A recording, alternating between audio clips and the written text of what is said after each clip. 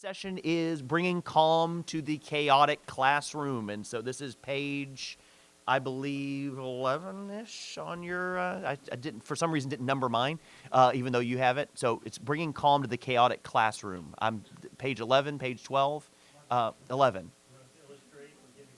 Yeah, well, I think we're doing a pretty good job right now. Yeah. So it's, um, you know, when it comes to a classroom, there are two entities that have to be calm.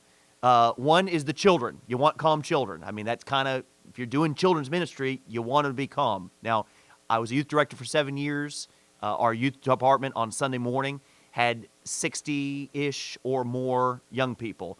That was a dream a lot of times to have calm. If it was calm-ish, I would be happy. But there is, the first blank there is the children. The children, you would like to have calm with the children. Because look, you do want to be able to teach. You have important things to be able to give. You want the classroom to be calm enough that you're able to give that information to the people you're talking to. But here's someone else who also needs to be calm. The workers. The workers need to be calm. That can be a problem sometimes because I think Miss Ruth mentioned this a little while ago. When you come in and you're unfamiliar with the children, you're unfamiliar with the situation, it doesn't put you at ease like you would want to be. So when we think of having a calm classroom, this isn't just talking about, hey, how do we get these kids to listen? It's also, how do I as a teacher, how do my helpers, how do we all together bring a calming environment to the classroom? And the key to having children who are calm typically is having a classroom, a teacher, helpers who are calm themselves. I mentioned last night that when I was a Christian school teacher, I had no desire to be a Christian school teacher. I hadn't planned on being a Christian school teacher. And when all of a sudden I was teaching 36 eighth graders at the same time, I realized that because they knew that I didn't know what I was doing, they keyed off of that, and they were all over it. We all know this. That's why when you were in school, when the substitute teacher came in, you were all happy. The reason why was because they didn't know the procedures, they didn't know what was going on, and everybody usually just ran right over them because they had no clue what the classroom was all about. And so being prepared not only calms you, but it also will calm your classroom in turn. So the blanks that we have there is, first of all, the lesson is prepared. One way to bring calm to your classroom is making sure your lesson is prepared. You know, I can't imagine walking up to the pulpit and not knowing what I was about to preach, but I'll know this. If I felt like that, I would be a nervous wreck. I feel much better knowing I have notes, I have studied, I've put hours into this, I am prepared, and although I still feel the weight of it, it's not like I walk up to the pulpit and say, oh, I studied, it's no big deal. I feel the weight of the importance of what I do, but I also feel the calmness of knowing I've worked on this. I've thought about this. I've studied on it. I've meditated on it. And so because of that, there is a level of calmness that I'm able to have. They're knowledgeable about the children in their classroom as best as you can be.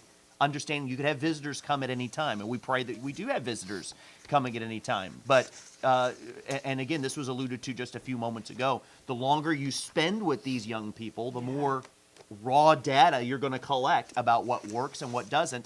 And as you do so, it will bring a level of calmness to you in the classroom. Their visuals and other items are prepared.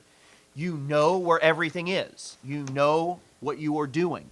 Everything is laid out, meaning this, you're probably in your classroom 15 minutes early to make sure that you are prepared. You have everything ready at hand, knowing what's going on. It's one of the reasons I like coming to church so early. I beat everyone here except for Vince, who I'm pretty sure just lives here most of the time. Ruth could verify that for me. I don't know. But you know why? Is I just like to know everything's the way it needs to be. Yeah. I don't get in for 10 o'clock church at 9:55. You know why? I want to make sure everything's where it needs to be. And there have been times that has happened, maybe because I wasn't feeling well that morning or something. It is the worst feeling in the world because then you get up and, oh, wait, where's my notes? Oh, my notes are in my office. I've got to go back to my office. I got to send someone to my office. Oh, wait, I don't have the order of service. Where is that? And before you know it, you're already starting off in a bad place. Everyone feels that, and everybody's ill at ease. Everyone's awkward. And, you know, it's one thing about being awkward in a church service. If you have that happen with a bunch of kids, they see the opening, they see the opportunity, and you're done. I mean, it's like you're done before you even started. Mm-hmm. And then the more prepared you are, the calmer you will be in the classroom. that last bullet point, often the calmer you are, the calmer they are. And I said this last night, children can smell fear. It's not just bears and wild animals that smell fear. Children smell fear. And when they know you are not in control, they are totally keying off of that. And so knowing that you are prepared, knowing that you have everything in order, and look, we're people. You're going to mess up sometimes. No matter how prepared you are, there's going to be something that is not going to work the way that you want to. But the best as you can, humanly speaking, you know that you put in the time in your lesson, you have visuals ready, if you have extra things that you need to bring along, or if you have things that your special needs children will need to hold, maybe fidget spinners or things like that, you have them all prepared, you know where they are in the classroom, they're easily accessible, so that when you get in there, that even when things don't go as they're planned, it's almost as if you plan for things to not go as they planned, and you have a plan B, you have a plan C in place, and again, as best as you are able, knowing that we're not perfect and nobody expects perfection of you, but as best as you can, that you are prepared, and it brings calm to yourself, but it also will help bring a level of calm to your classroom. Now, again, philosophy-wise, it's easy for me to speak about that, but I am not in the trenches. I'm not in the classroom all the time like you are. And so Diane and I are doing this lesson together for the reason of I want her to be able to give you some of the things that you can do in a classroom to help be able to bring calm to the chaotic classroom. She has, now if you're watching online right now, like I know some are, you're not going to be able to see the visuals, but you can still follow along with what we're talking about. And then we'll also have the visuals available for those who are watching on the recording later that can access it. You'll be able to see those there. So with me saying all of that, I'm going to hand pretty much the rest of this session over to you to bring calm. How are we calm in a chaotic classroom? Tell me, I want to know. Okay. Well, it seems appropriate, considering we're supposed to be talking about being prepared, that I am unprepared. So, Kaylee, can you go grab me 2 blue chairs, little kid blue chairs, and our box of fidgets, please? Okay, so let's look at bringing calm to the chaotic classroom. I'm going to go through 2 scenarios for us, and then we're going to have a very practical, step-by-step, I'm going to actually teach a junior church lesson in front of you with my children and show you, it'll be kind of weird, but I'm going to stop and like explain, you could do this here, you could try this here, you might be able to do this here. And I'm using my son, so it will be very real, and we'll see what happens. Yeah. But I thought it was the best way to kind of visually show you what are some things we could do. Yeah. We're walking the tightrope without the net for the next 45 minutes, so let's see what happens. Yeah. Okay, so scenario number 1, you have an unprepared teacher. You have no structure in the classroom. The expectations are unknown. That means you don't have, you have rules, but the kids don't know what they are, or they're not easily recallable. No adaptions to the lesson. We'll talk about that in a minute. No interactive aspects to the class. You have too high an expectation placed on your students. There's no body movement in the schedule, and children must sit with their hands in their laps. Okay, this is scenario 1, and this is a recipe for chaos, especially if you have special needs kids. Honestly, even if you don't. As my opinion as a teacher, this is a recipe for chaos. Talking about no body movement in the schedule, can anyone think of something that we do during a junior church class that automatically has movement in it? Anybody? Brother Dunbar? Song. Yeah, the song time, right? Generally speaking, though, that's the only time we have movement in our classroom, is during the song time. What I'm proposing to you, especially if you have kids with special needs, you need to deliberately have movement at every point of your time in class. Incorporate some form of movement. Does not mean they're out of a chair. Doesn't have to be standing up, but you need to incorporate movement into every aspect of your lesson. And then the other things we'll kind of talk about as we go up here on the stage in a minute. There we go. Scenario number 2, you have a prepared teacher. The visual schedules are available and followed. And I did "and" in caps on purpose, because you can have a visual schedule on the wall all you want. If you don't actually follow it, you may as well not have one. Your expectations are known and spoken about often. And we'll I'll get into that in a minute. Lots of adaptions are available for different skill levels. And this is especially important if you have an inclusion classroom where all your special needs kids are in with all the neurotypical kids. Interaction is encouraged, not prohibited. Activities are made available for all children regardless of their capability. Movement is incorporated into the classroom structure, and consistency is key.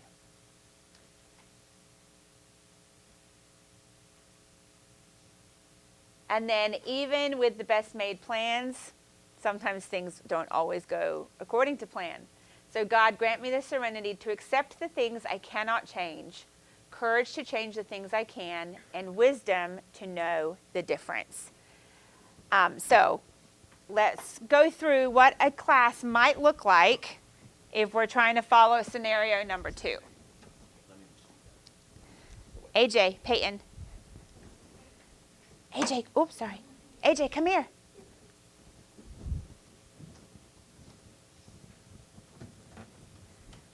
Come here. He's like, what? Can you come sit in the chair? Yeah, we've done no prep No, none. with him at all. So this is, you're getting the unfiltered version. Okay, can you put your iPad under your chair for me? Hey. Can you put your iPad under your chair for me? Can you take out your headphones for me? Thank you. Can you pause it? High five. Thank you. Now, if you had that kind of a situation where a child came in with a preferred activity and they were having trouble putting it down, there are different tools that I don't have because I have not used them, but you can make your own. You can make a pause button. You can make a stop button. What I would recommend is, now I did prep him ahead of time. I said, in a minute when mom calls you up to the stage, we're going to put the iPad away. Okay, so giving your kids a little bit of a countdown. Doesn't have to be long. Hey, in 1 minute, we're going to put this away and we're going to go to class, or we're going to start class, okay?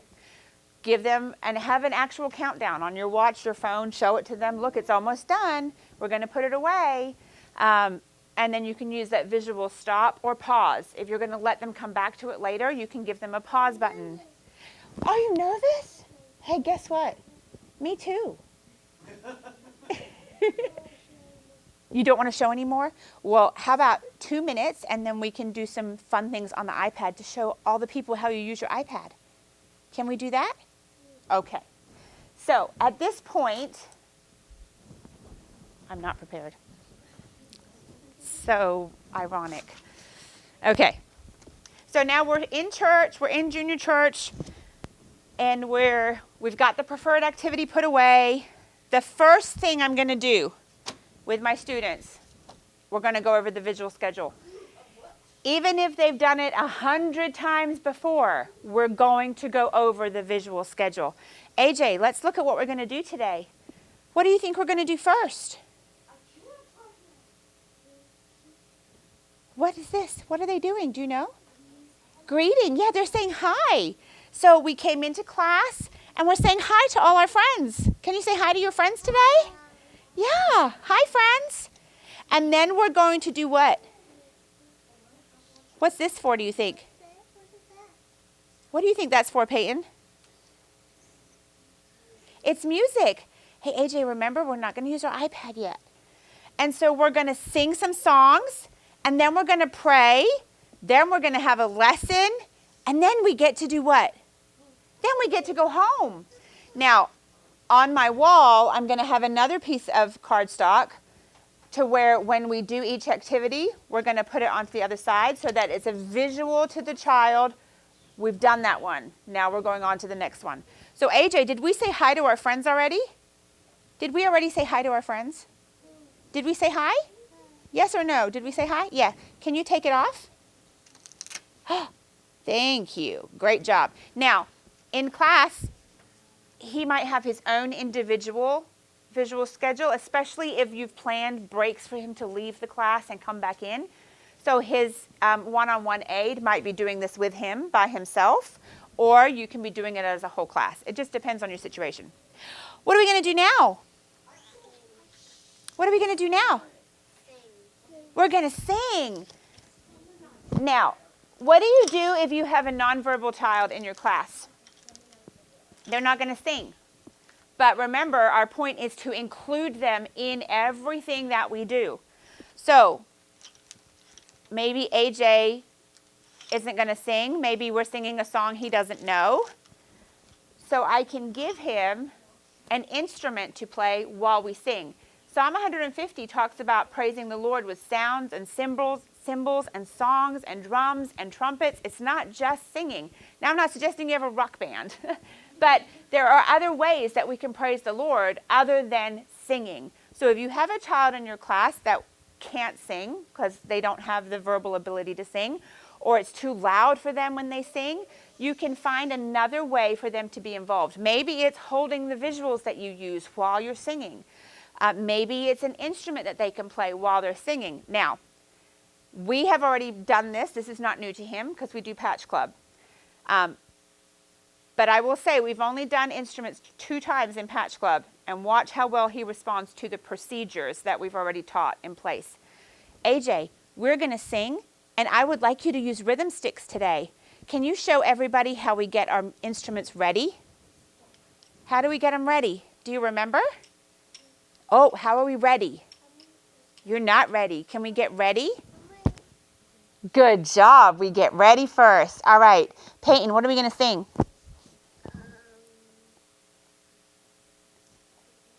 Should we sing Jesus Loves Me? Do you want to sing Deep and Wide? What do you want? Got the joy. Got the joy. No, we're not going to sing Tap, Tap, Stop. I've got the joy? Okay, are you ready? I've got that joy, joy, joy, joy down in my heart. Where? Down in my heart. Where? Down in my heart. I've got the joy, joy, joy, joy down in my heart. Where? Down in my heart to stay. And I'm so happy, so very happy. I have the love of Jesus in my heart, down in my heart, and I'm so happy, so very happy. I have the love of Jesus in my heart. AJ, thank you. Can we put the rhythm sticks away now? And again, you may have trouble, because they might really like these, and you may have trouble. So maybe say we're going to do one more song, and then we're going to put away the rhythm sticks. If they still give you trouble, you go to the visual schedule and you say, nope, music is all done now. It's time to put it away, okay? And if they're really refusing, then we can talk about some behavioral procedures that we can put in place. But did you notice he didn't sing? But what was he doing? He was participating.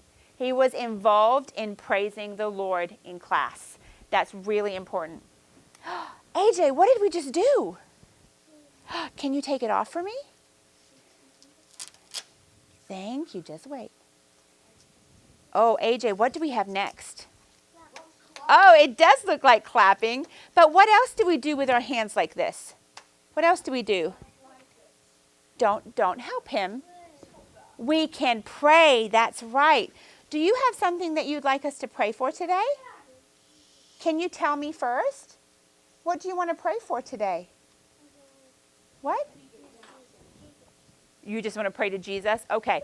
So you can ask them. You can have them bring in something. If it's like their turn to give their prayer request, you can talk to mom and dad ahead of time, have them bring something in. Or they just may not want to, and that's okay too. But so at this point, we would pray. AJ, would you like to pray for us today? No, that's okay, honey. You don't have to. But thank you for participating. Okay, and then we would pray, and we will pray, and then, oh, we prayed. Now what are we going to do? Right. Yeah, you could do one. Okay, what's next, AJ? Do you know what this is? We're going to have a Bible story. Yeah, are you ready? We're going to have a Bible story. So, at this point, there are multiple things you can do, multiple ways you can do. I'm going to show you one way. And we don't actually use this in our junior church. We use a curriculum called Bogard Press, which I really, really like. It's on your resource pages at the back. But to be honest with you, I'm learning new things all the time too. I'm learning about new things, especially as we prepare for a conference like this. I'm researching, I'm trying to find things. So I learned some things over the last month that I did not know existed that I'm excited to have implement into our junior church. So we don't actually use this in our junior church, but I want to show it to you. So this is where I'm going to need the other program. So we're going to pretend, for the purpose of this illustration, that we have already talked about the story of Adam and Eve. Okay? So this would be a review lesson. We're going to review the story of Adam and Eve. Now these books are absolutely fantastic. This cost me $3 from Royal Kids, and I just printed it out, I cut it, and I laminated it. And what it does is it allows the student, while you're going through the story in class, it allows them to have something to do while you're teaching. So Peyton might be able to sit still and attend to a lesson with just a flashcard, okay? He's not going to do that. He's going to get bored very quickly. So this keeps him engaged, and he's able to follow along with the story as I tell the story, okay? So AJ, we're going to talk about Adam and Eve. Do you remember learning about Adam and Eve? Yes. Do you remember last week when we talked about Adam and Eve? What did God make Adam from? Do you remember what God made Adam from? What is it? What is it? Oh, yep, God took what? God took dust. That's right. God took dust from the ground and he made a man. That's pretty incredible, isn't it? That God could do that. Can you do that, Peyton? Can you make a person out of dust? I can't make a person out of dust, but God can. Look what God did after. What did God do, AJ? Blowed. Yes, he breathed into his nostrils. What? Air. Yes, breath. That's right. Oh my goodness. God put his own breath into Adam, Peyton. So God made Adam out of the dust, and he was just a shell. And then God breathed into him, and the Bible says he became a living soul. That was a miracle what God did when he made man. Do you know God did not make the animals that way? God did not breathe into the animals. AJ, who did God breathe into? Who did God breathe into? He blowed into who? Into Adam's nose. That's right. Oh my goodness, that's amazing. Oh, man became a living soul, and God named him Adam. That's right. Who else is called Adam in this class? Who else is called Adam? Yeah, your name is Adam too. That's right, Peyton. We're going to be quiet while we're having class, okay? Now, one thing I didn't do, I should have gone over my rules at the beginning of class, and I didn't. So see, even the experts mess it up. And I'm not an expert. That's right. He called him Adam. Peyton, do you know what God did next with Adam? Oh, no, before that, he had a special job for Adam to do. Do you remember what it is? That's right. AJ, God put Adam where? In a what? In a garden. Do you remember the name of the garden? That's a hard one. We might not remember it. Do you remember it? It was the Garden of Eden. Now, here I have a child that doesn't need the visual, but is obviously thinking this is really cool. So you let them have a turn too if you're doing it. If it's his own book, no, that's AJ's. I have something else for you to do, okay? God put Adam in a garden called Eden, and he had to take care of it. AJ, do you have something at home that you have to take care of? Do you have something living at home that you help take care of? What is it? She's got whiskers and a tail. Stop helping him. Yeah, she's living, isn't she? And you help take care of her. That was Adam's job in the Bible. Adam had to take care of the plants and the garden and the animals. That was a big job.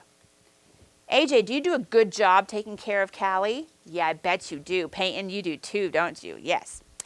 Oh my goodness. God gave Adam the job to name all of the what? Animals. All of the animals. What kind of names did he give the animals, AJ? Can you name some animals for me? Oh, what is Callie? She's a cat. What other animals? Can you tell me two more? Dog and? Cat and dog, and one more. Can you think of another one? Duck. Oh, a duck. Very good. Give them time, okay? Especially like children with autism, and I'm sure other, maybe your brother also, their processing takes a little bit longer than us. Teach the other kids to be patient. Don't speak for them. This is their turn to answer the question. We're not going to be rude. We're going to be polite. We're going to let them have a turn and be patient. And you'll get to know your kids. You'll know if they're thinking, I knew he was thinking, or if they're like, I'm not paying attention, okay? And if they're not, then move on and ask another child. But give them a minute. They're not going to answer as quick as your other kids most of the time. Oh, God said Adam was all alone, Peyton. Did God say it was good or not good for Adam to be alone? For Adam to be all by himself? AJ would like that. But this Adam, he did not like being all alone. God said it was not good. AJ, can you put not good on the board?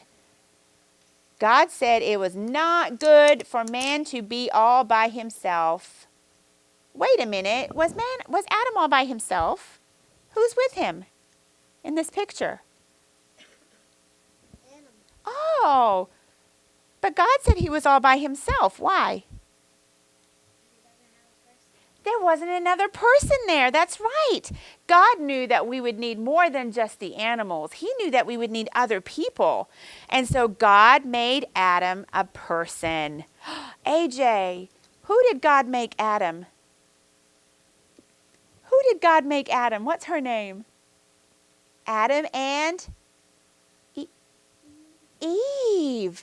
God created a special helper for the man. Which one is someone helping? Oh, that's a woman, yes, but which one is the helper?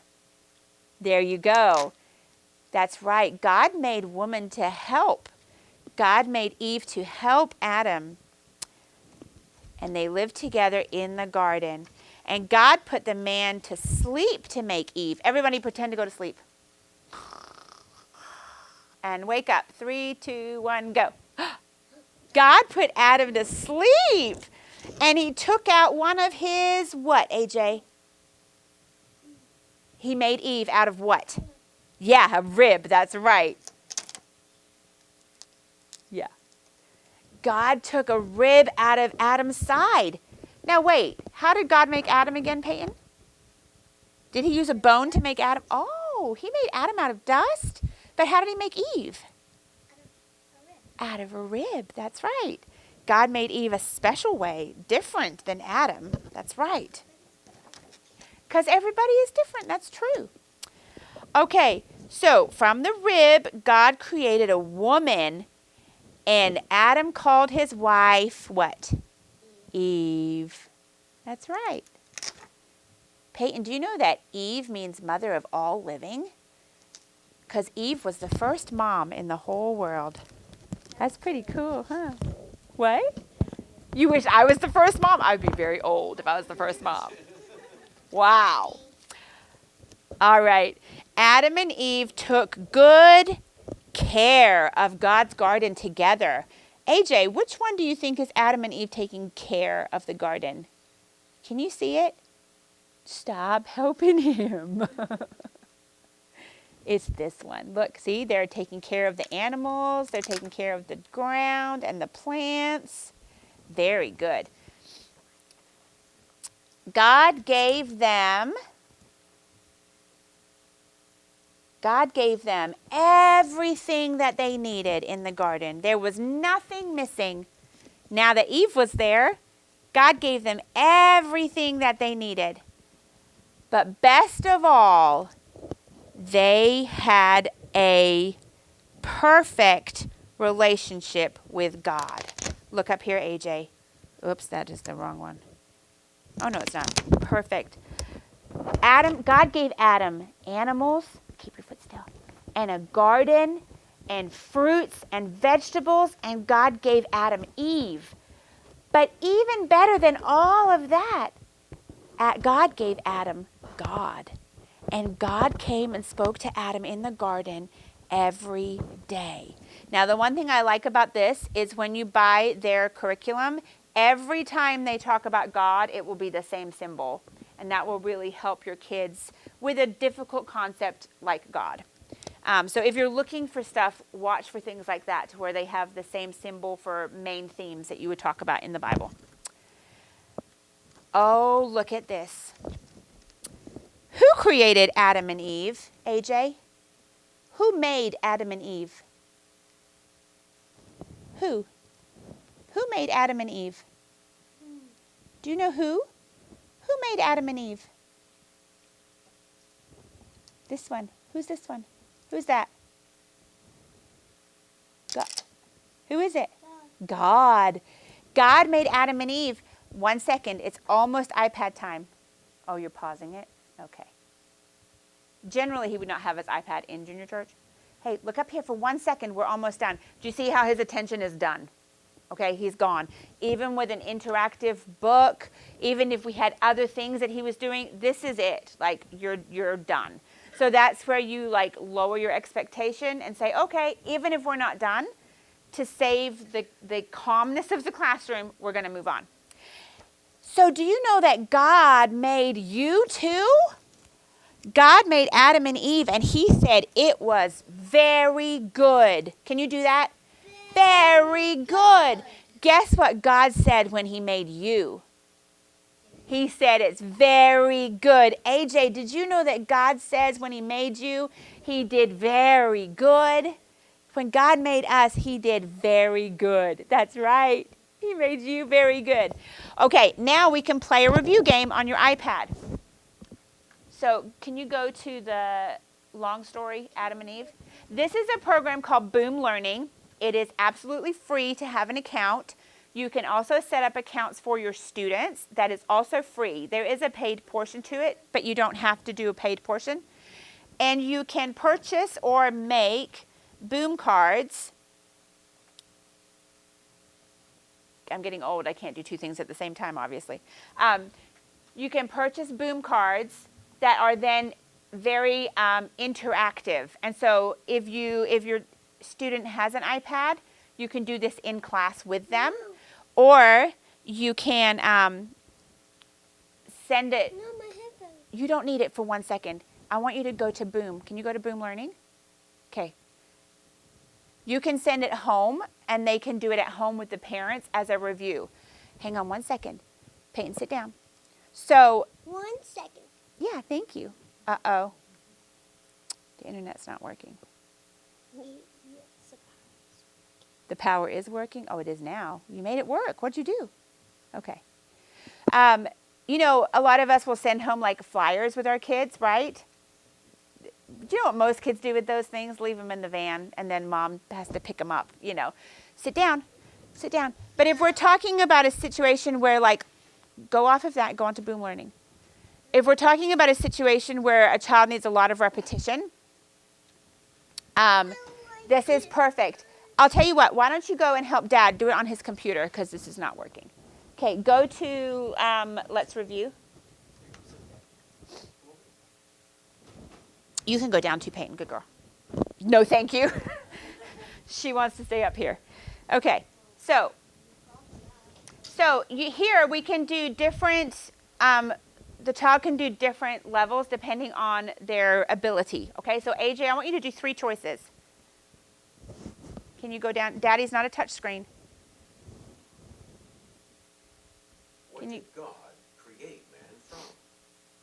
What did God create man from, AJ? Yes. Good. Okay, can you do the arrow, please? Now, you don't have to do this in your class, but they could do it at home. Blank. Oh, you okay?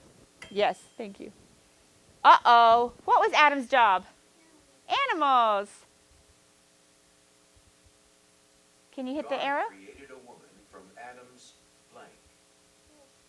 Rib. Uh-huh. Good job. Isn't that amazing? Where was man and woman's first home? Where was it, AJ? So I think it's delayed on here. It's about Okay. 3 What was seconds the behind. best thing Adam and Eve had? What was the best thing they had, AJ? They did have a job, but that wasn't the best thing. That's right. They had a relationship with God. Good job. Who did God create in his image? Super hard concept, right? For a kid to understand. Oh, you're all done. Can you go to the home? This cost me $3. $3. And you can give it to as many kids as you want. They just have to have their own account. And they have quite a few, but there are other people that do this too. Okay? Thank you, AJ. All right. You can take the iPad and you can go. Get your headphones. Hey, should we all clap for AJ and Peyton? Yeah. Thank you. Oh, no, now I'm nervous, he says. All right. So the other thing you can do with Boom Learning is, Adam, if you go back, hit the back button there. At the top. No, the blue back button. It says back. That would be that one. Gotcha. Quit. Thank you, Kaylee. All right, let's look at this one. 1 Timothy 1:15. Now, I will say, Bible verse Okay. of the week. Unfortunately, at this time, there are not a lot of King James opportunities. Can't think of the word I'm trying to say. I'm praying that will change. I have someone that I am in the midst of working with, because I don't have time to do this. But I'm in the middle of working with someone who may be able to do more of these King James version. This one is King James, but I do want to show if you have a child that is very limited verbally or nonverbal, you could do a summary of the Bible verse. So click on the short version.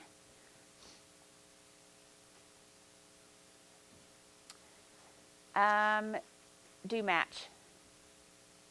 And so when you're doing, Let's match the pictures. when you're having your kids say the memory verse, maybe you're having them earn a sticker or a reward or something, you can have your little son, if he's not able to say the word, he can have the iPad and he could do this, and then he said his memory verse.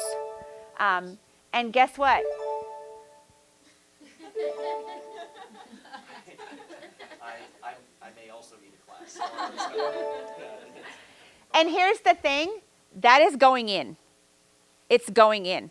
He is learning Jesus saves sinners. He maybe doesn't understand what that means, but neither does the 3-year-old when you do it in 3-year-old class, right? If you go back one more time, this button here. I did. Okay, sorry. So we'll see. Okay, just hit the back button.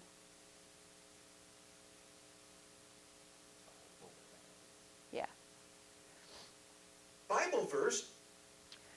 Or you can have them actually do, and there's all kinds, they can type it. So let's do type. Type is a good one if you have nonverbal children. Use your keyboard to type the Bible verse. Okay? And this is the full verse. Christ Jesus came into the world to save sinners. So if you have kids in your class that use AAC devices to where they're nonverbal, but they're very used to speaking through an iPad, This is a remarkable way for them to be able to do the Bible verse. And like I said, this is just one option. If you take some time and go on Google, go on Pinterest, go on Teachers Pay Teachers, you will find a plethora of ideas that you can make work for your classroom. The point of this, I should not wear heels when I speak, obviously. The point of this is find a way for every child to be included. If you don't, when you're doing memory verse time, AJ's going to be causing trouble because he's not participating. And so part of keeping calm in your classroom are doing these kind of things to where at every stage in your lesson, the child is involved. And one I didn't really do, but you can have movement during the lesson by everybody, let's stand up and let's bend down and pretend we're bringing up dirt like how God would have. Okay, now everybody blow. Just a tiny bit of movement and then back into the class. And sometimes I think as teachers we're scared of movement because we're like, well, if I let them move, I'm never going to get control back. Well, then you've lost the battle before you've even started. You need to have clear and concise rules of what you expect, and then you allow them to have the movement, and your overall class will be better. Just a couple of other things that I wanted to point out. If you want to flip back to the other one, I'll just 2 minutes and then I'll be done. Okay, so in the first scenario, we said we want to have structure, we want to have clear expectations, we want to provide adaptions, we want to have interactions, and we want to remember the child's capability, okay? The easiest way to have structure is to have a visual schedule, hands down. I have not found a better way. Something visual, something interactive, something that you can refer to. If you're not able to teach that day and someone has to sub for you real quick, it's really easy for them to follow. Oh, this is the order that we do things. Really important way to keep structure. Expectations. These are your rules. Keep them short and simple. Try to frame them in a positive light and go over them repeatedly. This is what I do. I'm a music teacher. This is what I do with my music class. I make my rules musical. And so we clap them. AJ, what's this one? What's this one? Be respectful. Be responsible. There you go. 2 weeks in Patch Club. I've only done those for 2 weeks, and he already knows them. Now, I might have to explain what those things mean, but it's just a way where even now I could be like, oh, and my Patch Club kids will go, oh, we're not being respectful. Right. So think of ways that you can make your rules easily incorporated into your classroom, not just something that you stick on the wall so that you have it there. And then refer to them during the day. Peyton, you're being so responsible by helping your brother right now. I really appreciate that you're being responsible. And there you're reinforcing your rule, okay? Adaptions we talked about a lot already, so I'm going to go over that. Interactions, we showed that too. Kids retell the story. If you have felt boards, use them. Kids love playing with the felt. Have the children retell the story on the felt board. Even your nonverbal kids can get involved in, well, who came first, Adam or Eve? Adam, good. Put Adam on the board. Have them involved in how you're teaching. Music time, one of the ladies over here mentioned learning ASL. Absolutely incredible way to get kids moving for memory verse time or anything. You're moving using your body. And then capability. Make sure you understand what your children are capable of and don't push them past their limit. It's not worth it. Have fidgets and have breaks if necessary. Participate at the child's level, and then have a room that's disability friendly. And so one of the things that we do in our Patch Club, because I have a lot of kids in a small space, is we don't use chairs. I have floor dots. You can use big ones or small ones, and they have to stay on their dot. That helps a lot with kids that like fall out of their chair all the time. Just take the chair away. Kids like sitting on the floor anyway. And so that's what I use, and I'll put my dots on the floor, and I'm like, okay, you got to stay on your dot.